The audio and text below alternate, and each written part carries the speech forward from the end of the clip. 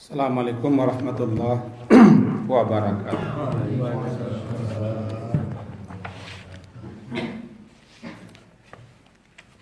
Bismillahirrahmanirrahim. Alhamdulillahirabbil alamin. Wassalatu wassalamu ala Rasulillah wa ala alihi wa ashabihi ajma'in. Bapak dan Ibu, kajian kita pada Selasa yang lalu mengenai hutang dan doa yang diajarkan Nabi ketika kita sedih dan duka, termasuk ketika mengalami hutang, yang hutang itu menyebabkan kita atau seseorang mengalami keresahan dan beban berat, maka diajarkan Nabi lah doa. Dan apa akibat hutang yang tidak dibayarkan? Maka kesimpulan kita pada hari ini sebelum dilanjutkan adalah bahwa satu, berhutang itu boleh, lebih-lebih menghutangi orang itu bukan hanya boleh, sangat dianjurkan dan disukai. Siapa yang berhutang dan bertekad dia untuk membayar, Allah akan bantu, Allah akan tolong, Allah akan berikan jalan keluar, dan akan Allah berikan kemudahan-kemudahan bagaimana supaya hutang bisa terbayar. Yang penting ada kemauan, ada tekad untuk membayar. Tetapi siapa yang berhutang tidak ada kemauannya untuk membayar, maka Allah juga tidak akan berikan kemudahan, kelapangan, jalan keluar untuk bisa terbayar hutang itu. Kesimpulan berikutnya, apabila seseorang mati meninggalkan hutang, dan sebaiknya atau sebagusnya kita yang berhutang sebelum mati, di mana mati itu kadang-kadang tanpa sakit, tanpa sebab-sebab tertentu datang saja, karena dia juga tidak pernah beritahu bahwa dia akan datang. Sebaiknya siapapun yang berhutang, tulislah, catatlah, bukan hanya menulis untuk kepada orang yang menghutang kita, tapi menulis catatan hutang kita untuk orang-orang yang kita tinggalkan. Andaikan terjadi sesuatu hal di rumah kita, maka ahli waris bisa mencelik hutang. Dan memang begitulah salah satu yang disunnahkan kepada kita lah, bahasanya kepada kita yang ditinggalkan si mati, sebelum jenazahnya diselenggarakan, maka hutang-hutangnya harus dilunasi atau diambil alih oleh ahli waris. Seperti ahli waris menghubungi orang yang menghutangi, saudara kami, orang tua kami, anak kami, keluarga kami sudah meninggal, segala hutang-hutangnya kami ahli waris insya Allah akan menanggung atau menjamin. Ketika itu sudah terlepas itu. Tetapi kalau kita tidak meninggalkan catatan hutang, ini masalah. Sudahlah bertekad membayar tidak, catatan pun catatan pun tidak ada ditinggalkan. Maka beginilah nanti mu'allaqah, ruhnya terkatung-katung di alam sana, bukan tergantung. Belum jelas di mana rohnya dan bagaimana yang akan dialami rohnya. Bahkan orang-orang yang mati syahid sendiri pun, jika dia berhutang, terhalang di pintu surga lantaran hutang. Ada suatu riwayat disebutkan begini, bahwa salah seorang sahabat meninggal dunia. Kemudian dia meninggalkan warisan sebanyak 300 dinar. Dia mempunyai anak 3 orang. Lalu saudaranya bermaksud untuk memberikan harta yang 300 dinar itu kepada anak-anak yang meninggal. Maka kata Rasulullah, bayarkan hutangnya dulu.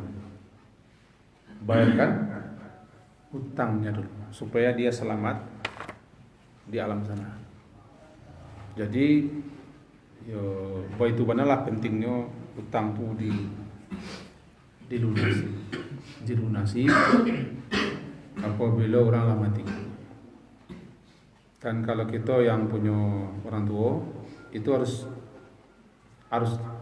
capek kita atasi. Dan sebaiknya dalam beberapa penjelasan ulama,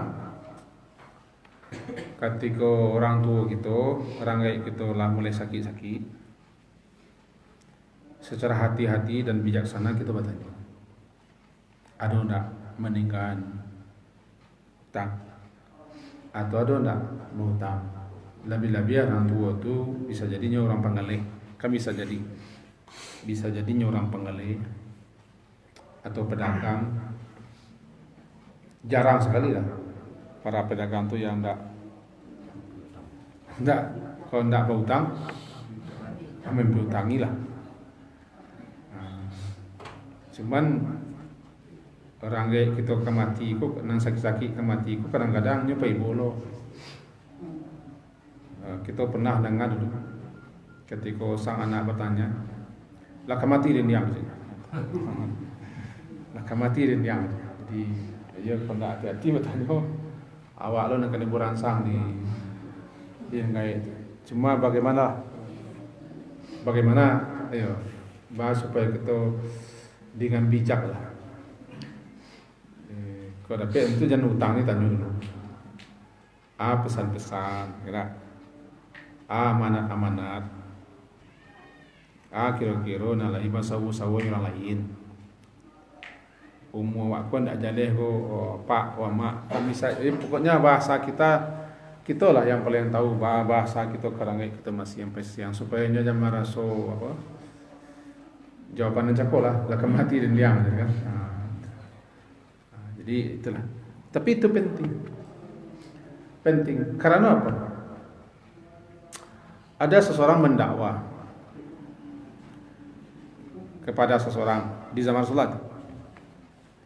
Ya Rasulullah, hutang-hutang saudaraku sudah aku lunasi. Sudah aku lunasi semua. Tapi ada seorang perempuan yang mendakwah, dia menghutangi saudaraku. Cuma dia tidak punya bayinah, tidak punya bukti.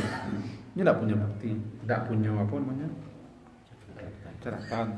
Tapi dia mendakwah hanya mau hutangin saudaramu. Kata Rasulullah, bayar hutang. Bayar. Ada tidak ada catatannya. Kalau ada orang mendakwah, bayar. Bisa jadi orang tua kita, saudara kita, kalau kita lupa mencatatnya, kau nak ke dakwahnya. Atau kalau tidak benar, berarti orang tua yang berdosa, orang tua yang makan harta haram. Itu pentingnya lah kita mencatat, menulis. Kalau sebenarnya kita amalkan perintah Allah dalam surah Al-Baqarah ayat 282,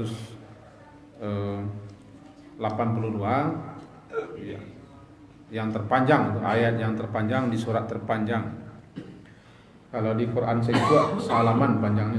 Ya ayyuhalladzina amanu idza tadayantum bidainin ila ajalin musamman faktubu. Yang terbaik sekecil apapun utang, catatlah, tulislah. La tas'amu an taktubu, kamu jangan jemu, jangan bosan, jangan panik, sekecil apapun tulis. Kadang-kadang begitu loh Pak. Alah utang-utang seketik ka dicatat loh. Utang-utang seketik pencatat loh sama awak. Ya bisa jadi di awak seketik. Cuma di orang yang mau utangi banyak. Contohlah kita mau utang gula seperampek kalapau ke kadai. Dawak seperampek kilo itu barangkali tidak barang. Cuma orang kadainya kan segitu loh. Labu ya kan. Utang kodok 5 buah. Biko bayi ya, tidak tekan asli. Abah janonnya kau minta ke ahli waris awak, amak kau utang 5 kodok kaden.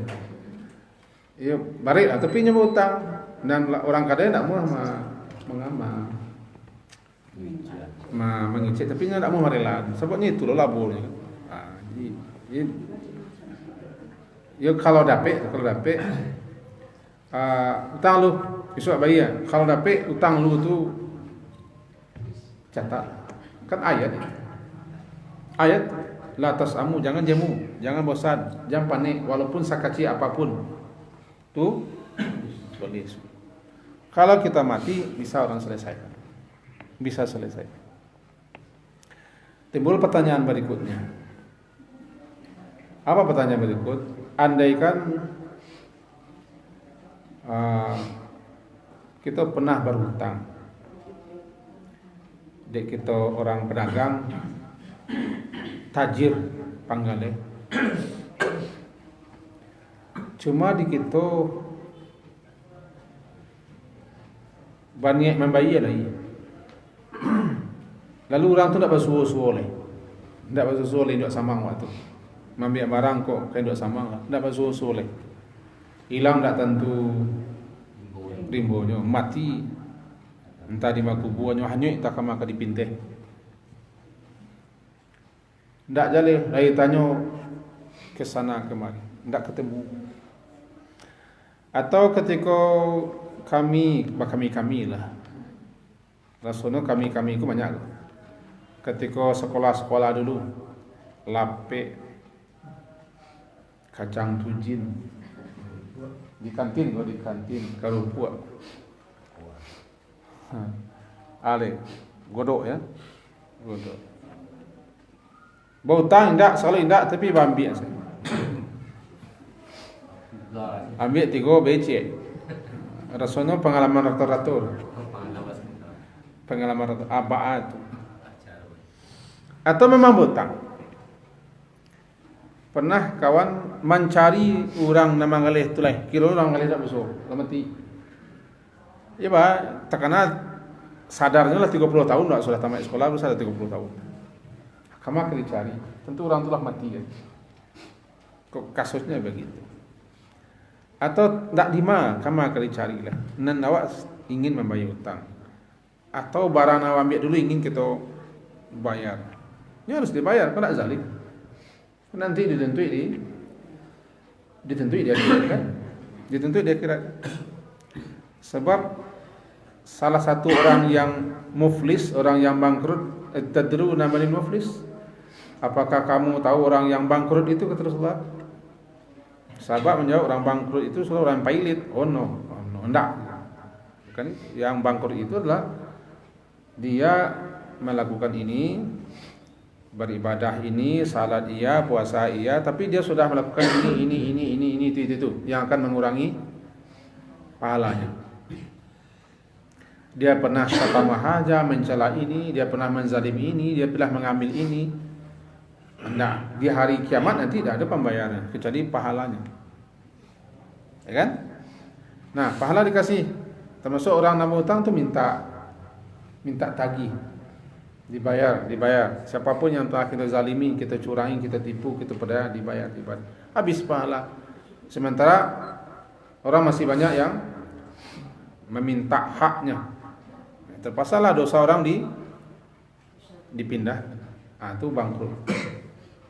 Itu akibatnya. Jadi untuk itu, andaikan itu terjadi, orang ko entah kama lah ditanya-tanya, sanak famili ke tak basuh, baalah ko, kama ke dibayar. Maka yang utang itu tetap tak punya wak. Infakkanlah atas nama orang itu. Infakkanlah atas nama orang itu. Lalu mintakan kepada Allah ampunan untuk orang itu. Di samping kita minta ampun untuk diri kita, mintakan kepada Allah ampunan untuk orang itu. Itu kalau betul-betul tidak bersoleh, lah kita upayakan mencari uang tu infakkan. Hamba sendiri sampai kini masih menemu beberapa orang yang seperti itu. Saya tengok mengaji dikasihnya amplop. Amplop apa? Iko nalawak janjikan dulu. Minta tolong saya sampaikan orang yang berhak, yang betul. Kasih. Saya tengok mengaji dia suanya. Sebenarnya tidak ingin meninggalkan dunia dalam keadaan gitu. Bayar. Ada orang yang sampai kini masih berterima. Tarik. Mau carilah anak sekolah yang parah-parah, yang payah-payah. Ya kita bayarkan untuk pembayaran sekolahnya. Itu caranya, salah satu cara. Kalau orang yang kita tampai berhutang tidak ketemu. Atau godok dan kita cilok dulu, lapet kerupuk kuah. Jadi begitu caranya. Tidak masuk oleh sedekah piti itu. Sedekah piti itu kemudian minta kepada Allah ampunan dan ampunan untuk orang itu. Banyak baik untuk pembayarannya. Itu kalau terjadi hal seperti itu. Orang itu tak bertamu, orang itu tak masuk. Jadi apa kalau lunas tu? Lunas itu boleh. Tapi nyale kita lah berbuat sesuatu bagaimana supaya nanti ada pembalasnya, ada penggantinya di akhirat. Nah, itu kira-kira kesimpulan-kesimpulan kalau adalah kita tambah ini supaya dek koko maka kita papadek-padek itu rasanya jarang lo kita pun tak berhutang atau jarang lo tak mambiak ketika sekolah dulu. Balau kumnya kalau mambiak pitih negara, konon paling parah. Pitih negara kita ambil. Kama di apa? Kadi pulangan. Kalau uang itu uang negara atau kantor atau instansi dan lembaga, balik kalian ke situ. Taubatnya harus mengembalikan. Tidak cukup dengan astagfirullah. Atau masuk ke majlis zikir, satu lomba zikir pakai baju putih ya. Astagfirullah Rabbal baraya itu. Tak cukup. Sebabnya punya orang ambil. Kalau cukup tak itu saya suruh salah orang korupsi ke masuk majlis zikir. Selesai, tak cukup. Bukan apa dia? Tobat dari dosa itu kalau dosanya bukan hanya kepada Allah, tapi dosanya berkaitan dengan orang lain atau manusia seperti menipunya, mencuranginya, menzaliminya, melakukan tindakan penganiayaan dan seterusnya, atau kepada orang banyak mengambil pitih negara. Ambo contohnya, ambo pejabat, ambo pakailah pitih negara untuk memasang foto mau di mana. Contohnya itu, sama foto di mana. Fasilitas negara, aparat negara. Istrimu satu loh membawa mobil itu kayak kawal-kawal lo tuh semacam itu, bukan hak gitu, bukan. Andaikan orang kau tobat, tidak cukup dengan astagfirullah. Imam Nawawi mengatakan 4. Dalam kitab Riyadhus Shalihin, Imam Nawawi mengatakan 4. Pertama, di sampingnya menyesal, nadamah. Dan inti tobat itu kan memang menyesal, nadamah. Yang kedua, berhenti. Yang ketiga, bertekad tidak mengulangi. Yang keempat, mengembalikan lagi.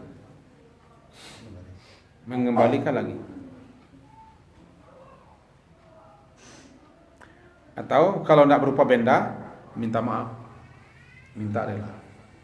Kan ada yang tak minta, kan ada yang minta bentuknya tidak bentuk benda, tapi kezaliman, penganiayaan, kita minta maaf. Kalau tidak, siap-siapkanlah memperbanyak amal sebanyak-banyaknya untuk penggantinya. Bara amal kita siapkan. Datangi ko, sedangkan binatang pun Allah hidupkan untuk meminta keadilan. Dalam hadis riwayat Imam Muslim, la tu'addunnal hukuk. Dalam kelanjutannya binatang-binatang juga dihidupkan binatang-binatang untuk dipersilakan binatang itu menuntut haknya atau mengadu atas perlakuan manusia terhadap dirinya. Bukan hanya manusia, binatang sama binatang pun diadukan nanti kisas. Nah, nanti jangan sampai dalam riwayat, jangan sampai nanti ada sapi datang, ada onta datang, ada kuda datang, ada kambing datang, mereka mengadu, kata Rasulullah SAW dalam sebuah riwayat begitu. Ini yang kita antisipasi. Jadi tobatnya orang-orang yang begitu, di samping yang 3, menyesal, berhenti, bertekad untuk tidak kembali, mengembalikan hak. Ya baru caranya atau negara atau lah kita ambil atau lah terbaik rumah dapat tiket 3 loh, tiket 3, WC tiap kamar, pintu lo rumah. Ya tanah itu kita bari jo harato yang itulah atau haram. Tidak ada cerita. Saya tahu ambo dan sepamo harus dikembalikan. Kalau malu, tahu orang, diam-diam. Cari pimpinan kita, cari atasan kita, katakan sejujurnya. Ini. Tapi itu sulit. Enggak, sarang talamak. Mana-mana lagi. Ya. Jadi ya memang itu caranya. Kalau di kantor ya kembalikan atau kantor balik. Klep kantor bawa pulang. Dalam pensiun. Kantor klep jempitan. Ini kan harta kantor. Apapun harus kembalikan lagi semua. Sebab semuanya itu nanti akan memberatkan kita. Dalam kajian kan begitu. Ada satu kezaliman yang tidak akan dibiarkan. Satu macam kezaliman yang tidak akan dibiarkan. Ada kezaliman kan dibagi 3. Zalim kepada Allah, zalim kepada diri, zalim kepada lain. Zalim kepada Allah, kalau dia berupa syirik tidak diampuni. Selain itu Allah ampuni, karena Allah Maha Pengampun bagi siapa yang dia kehendaki. Kezalim kepada diri sendiri dengan melanggar segala macam, itu Allah akan menerima orang-orang seperti ini. Tapi kalau zalim kepada orang lain tidak bisa. Itu tidak akan dibiarkan, pasti akan disidang, dituntut dia di akhirat. Itulah bahayanya mengambil, menipu, mencuri, mengambil, berhutang. Jadi matlul ghani zulmun. Orang yang sudah mampu tapi menunda-nunda hutang dan tidak mau bayar hutang atau berkilir bayar hutang, zulmun. Nyolah melakukan tindakan kezaliman kepada orang yang mengutang. Matlul ghani zulmun. Sebenarnya kita lah dikasih kelapangan. Kita lah diberi kemudahan. Dan lah do pembayar. Tapi ingat, setan bawa sawo menggagalkan itu. Dibisik-bisik kalah ke kita, nantilah, besok lah, ini kan tak meminta doh. Ini kan minta cari alasan lain sana. Sehingga hutang tidak jadi dibayar, menunda-nunda zulmun. Matlul ghani, menunda-nunda hutang bagi orang yang punya kecukupan untuk bayar, dia melakukan tindakan zalim, mati dalam keadaan itu. Dua hal. Pertama, dia telah zalim. Yang kedua, hutangnya akan memberatinya di alam barzah sana. Makanya kalau ada peluang, bayarlah. Kemudian bagaimana nanti? Takana ada orang gaya abah hutang dulu tidak tahu atau lah tahu dulu itu kan tanggung jawab orang gaya. Kan bisa jadi ada kita ngomong kan tanggung jawab orang gaya. Kini takana mana? Rupanya bakti kerang gaya ko sampai mati lah meninggal pun agak tetap kita disuruh berbakti. Salah satu bakti kita kerang gaya kita dalam arti bayarkan hutangnya. Bayarkan hutang-hutangnya. Kini itu karena salamu tu orang gaik. Dulu kalau orang gaik ko dulu lagi bertekad untuk membayar tapi tidak mampu membayar, itu Allah Maha Pengasih, Allah Maha Penyayang, Allah Maha Pengampun. Tapi orang gaik ko dulu lah ada peluang, ada kesempatan tidak bayarnya sampai mati tidak bayarnya. Bukannya bertekad tidak membayar, cuman ditunda-tunda. Salamu itu nya muallaqah. Nafsulnya mu'allaqah, jiwanya, rohnya terkatung-katung di alam sana. Urusannya tidak beres. Itulah panjang lebar kita terangkan hari Selasa yang lalu. Kemudian masih ada ketinggalan seketik lain. Dia masih berkaitan hutang. Nah, tadi kan dibagi dua. Ada orang hutang bertekad membayar, ada orang hutang tidak ada keinginan untuk bayar. Nah, yang bertekad untuk bayar, sementara belum mampu lah bayar, di samping kita berdoa, doa kepada Allahumma inni a'udzubika seterusnya, kan itu doa kepada bertekad untuk bayar. Atau doa yang disampaikan dalam hadis sahih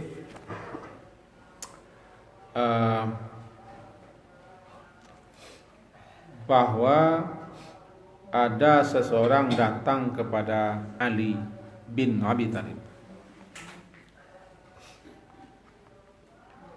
Orang seorang budak yang dijanjikan oleh Hindu Samang, oleh tuannya untuk merdeka dengan catatan harus bayar sekian. Namanya budak mukatab. Ada budak mukatab, budak nalah dijanjikan oleh tuannya untuk dibebaskan, dimerdekakan dengan catatan harus bayar sekian.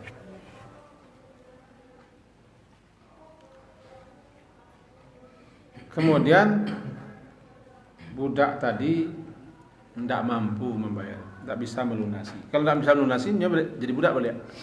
Itulah. Itu nyakonya budak mukatab termasuk salah satu orang yang berhak menerima zakat. Karena ada 8 golongan yang berhak menerima zakat, asnaf yang 8. Salah satunya itu seorang budak yang telah dijanjikan oleh tuannya, oleh pemiliknya untuk dibebaskan, dimerdekakan dengan syaratnya harus membayar dirinya. Misalnya bayar sekian. Ternyata budak kok tidak mampu melunasi. Lalu pai budak ko misalnya ke lembaga zakat, minta nyo zakat, nyo harus pengen olah zakat harus melunasi. Sebab haknya ada di situ. Di kini kan tak ada zaman awak budak dah. Walaupun di sebagian tampik masih ada orang menganggap budak tu lagi. Tapi begitu aturannya. Begitulah orang hutang sebenarnya. Orang kalau mau hutang terbelenggu oleh hutang, terlilit oleh hutang. Itu pun salah satu orang yang berhak menerima zakat kan. Innamas sadaqatu lil fuqara'i wal masakin, sampai belakang wal gharimin. Contoh. Boleh minum. Contoh. Si A hutang. Hutang tadi itu untuk kebutuhan primernya. Kebutuhan pokoknya. Kebutuhan pokok tu kini kalau banyak tambahan juga. Kalau dulu kan 3 wasnya. Sandang, pangan, papan. Kalau kini kesehatan, pendidikan. Nah 5 jadi kan. Sandang, pangan, papan, kesehatan dan pendidikan. Keterampilan tak ada. Yang masuk keterampilan dulu. Maka terlilit oleh hutang. Lantaran 5 anak sakit atau uang sekolah anak laba lengguk-lengguk tak tabai ya. Atau dulu dek panik ngontrak tak sebentar dihalau orang, atau tak sebentar dinaik orang rumah. Tak rumah naik orang. So kontrak dinaikkan orang. Akhirnya nyo nekat untuk membuat rumah tipe S. Para S ni kira. Banyak S lah kan. MS lah, Master S. Maka diusahakannya, bau hutang lah nyo. Bau hutang kepada si A atau kepada si B sampai sekian. Rupanya batekat lagi kan bayar, tapi itu mah nang ketik anak lah kadang. Nak sekolah lo lah begini nang hutang menjo. Ketikanya painya ke lembaga zakat atau painya kepada salah seorang awak. Awak lah tiba tahunnya untuk berzakat. Pak atau Buddha atau Pak Ji. Pak Ji li ke zakat tahun kini ko lai. Ambo semana talili mana hutang. Dili hutang. Payah. Dan Pak Ji pun tak boleh ada menahan apa. Kalau memang ada bukti-bukti segala macam, lagi ditahan-tahan oleh Pak Ji, berarti Pak Ji menahan hak. Jangan Pak Ji li, kan merasai Pak Ji saudara kan. Nak Pak Ji apa kau? Apa kau berarti menahan hak orang lain. Sebut zakat itu bukan hak Pak kau, tapi hak salah satu daripada asnaf yang berhak minta. Itu haknya yang ada di tangan orang kaya. Dan tak usah malu. Dan tak usah lo apa kau bangga diri. Wah, kalau membantu zakat membantu tak zakat, membantu sedekah. Lah melapangnya aduh bagi zakat ketangkau tu tak melapang ni. Punya orang bagian. Minta dia, ambo hutang 15 juta atau 20 juta. Untuk begini kan aja leh saya datang tak mampu bodoh. Tak kamu angkat muka. Kita santai menyasak. Lama undur mau membayar ketika kali undur lah. Bang baba, ini kau nak talak mau mangkit muka leh. Agak betiknya. Lembaga zakat tak boleh nini anak bertanya pun. Kalau cukup bukti, baitul nanti budak mukatab ko. Ada ke masih ada budak di negeri Allah. Budak nak ada di budak lagi waktu. Di budak lagi. Di pajongos waktu kan. Nah, seorang budak ko datanglah kepada Ali bin Abi Thalib. datang kepada Ali bin Talib, faqal, inni ajastu an kitabati fa'inni. Wahai Ali, aku dalam kondisi sangat lemah, tidak mampu, tidak sanggup untuk mencari uang membebaskan diriku dari budak. Dan tuan ambo induk sama ambo laba nyanyi untuk melepaskan ambo dari perbudakan dengan catatan dari peti. Kalau tidak takawo dan membayi. Tidak takawo membayi. Kata Ali ketika itu, Qala Ali radhiyallahu anhu, ala u'allimuka kalimatin, maukah engkau aku tunjukkan kepadamu beberapa kalimat berupa doa yang Rasulullah sallallahu alaihi wasallam pun telah mengajarkan aku kalimat itu. Lau kana alaika, jikalau engkau tu mempunyai hutang semisal Jabal Sir dainan, engkau punya hutang sebesar gunung Sir. Itu di daerah Tai namanya ada gunung Sir, gunung yang tumbuh-gugur. Meskipun utangmu sebesar itu, kau makasih barana bare utangmu kita. Jadi bukan sekadar gunung, barana berat dan banyak utangmu. Jika engkau baca kalimat ini dengan bersungguh-sungguh dan penuh harap, adahullahu anka, Allah pasti akan melunaskannya untukmu. Kul, katakan ini, Allahumma ikfini, ya Allah cukupkanlah aku. Tadi lah Rasulullah masuk kata salah, tapi tadi mata cician. Nama buian, ya Allah cukupkanlah aku dengan yang halal-halal, dengan yang halal-halal saja dari rezekimu.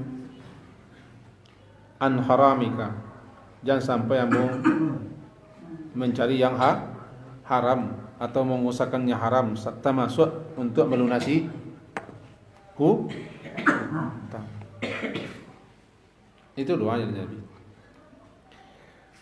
Waghnini bi fadlika, dan kayakan aku dengan karuniamu daripada selainmu. Cukupkan aku hanya karuniamu saja. Jangan sampai ambo meminta-minta, meminjam-minjam, bergantung kepada selainmu. Ini hadis riwayat Imam Tirmizi, dinyatakan hadis sahih. Itu nanti akan kita terangkan dalam kajian berikutnya, tapi kita pangkai di situ dulu. Ada dua solusi. Dia sebut catatannya kena membawa. Ada dua solusi. Bagi orang bertekad lagi untuk membayar hutang, tapi alun tabayyan. Bukan alun sempat. Kalau alun sempat berarti ada orangnya bukan? Alun tabayyan. Ijalekan bayar hutang nan sehari-hari saya dapat pagi habis petang. Dapat pagi nan talung gua usak je, nan talung gua usak je anak kau lama ni luang sekolah. Aku luang mengaji. Aku lamangko nabi ni satu pakala menjeringi lo pergi ke balai. Dak jadi ayah dua. Pertama berdoa, berharap, karena Allah sudah janji bahwa Dia akan mengabulkan permohonan siapa saja yang berdoa. Astajib lakum atau ujibu, aku akan perkenankan, aku akan ijabahkan permintaan dengan catatan doa itu sungguh-sungguh dan penuh keyakinan. Karena Allah Maha Kaya, Allah itu Ghani, Allah itu berkuasa. Dan ayat pun menyatakan, wa may yattaqillah yaj'al lahu min amrihi yusra. Siapa yang betul-betul bertakwa kepada Allah, Allah jadikan urusan yang dihadapinya ada kemudahan, yusra. Atau yaj'al lahu makhraja. Allah berikan jalan keluar. Yang penting keyakinan. Syarat berdoa salah satunya yakin. Yakin itu yang penting. Yakin. Nggak ragu, berdoa. Sebutlah nama-nama Allah. Penuhilah syarat-syarat dalam berdoa. Laksanakan adab-adab. Lalu tunggulah. Itu satu. Nabi telah mengajarkan berbagai macam doa bagaimana supaya utang bisa terlunasi. Salah satunya itu, andaikan utangmu itu sebesar sebuah gunung Sir namanya di daerah Tai, sebesar itu Allah akan lunasi. Bagaimana cara Allah melunasi? Tidak tahu. Bisa jadi dimudahkan, ada saja orang bantu, atau ada peluang-peluang bisnis, tidak tahu. Pokoknya Allah berjanji akan melunasi. Jadi kuncinya pertama doa dengan sepenuh keyakinan. Tidak boleh ragu. Anta lagi kamang, doa tapi malah berdoa aja lah. Itu tidak usah berdoa. Itu membuang-buang liu sih. Tidak. Jangan gantungkan harapan kepada makhluk. Allah samad. Allah tanpa mengadu, tanpa meminta. Nanti doa aku akan kita pelajari doa aku hari berikutnya kalau ada diberi Allah kesempatan. Tapi yang kini kita pangkalnya dengan sepenuh keyakinan dan jangan berharap kepada manusia. Kadang-kadang harap ke manusia, kadang lebih perlu harap kepada Allah. Yang kedua, berusaha. Ora et labora. Berdoa sambil berusaha terus berusaha. Tekad. Nanti fa inna ma'al usri yusra. Ingat kalimatnya ma'al usri yusra. Ada ulama memahami ma'a itu di dalam kesulitan itu sudah ada. Di dalam kesulitan sudah ada kemudahan. Apalagi Allah sudah jamin dalam surah At-Talaq, yaj'al lahu min amrihi yusra. Allah akan menjadikan atau akan memberikan dalam urusan yang dihadapinya ada kemudahan di sana. Jadi dua itu, Pak. Yang pertama berdoa dengan sungguh-sungguh, penuh keyakinan, kemudian berusaha. Terus kedua-duanya harus lalu serahkanlah kepada Allah. Yakin. InsyaAllah dalam minggu ke depan kita jalankan pengertian itu doa. Yang malam ini itu sampai situ juga. Lah sampai lo ke bunjainya. Mudah-mudahan ada faedah dan manfaatnya untuk kita semua. Amin. Amin ya rabbal alamin. Diakhiri dengan subhanakallahumma bihamdika asyhadu an la ilaha illa anta astaghfiruka wa atubu ilaik. Sallallahu ala Muhammadin wa ala alihi washabihi ajmain. Assalamualaikum warahmatullahi wabarakatuh. Waalaikumsalam.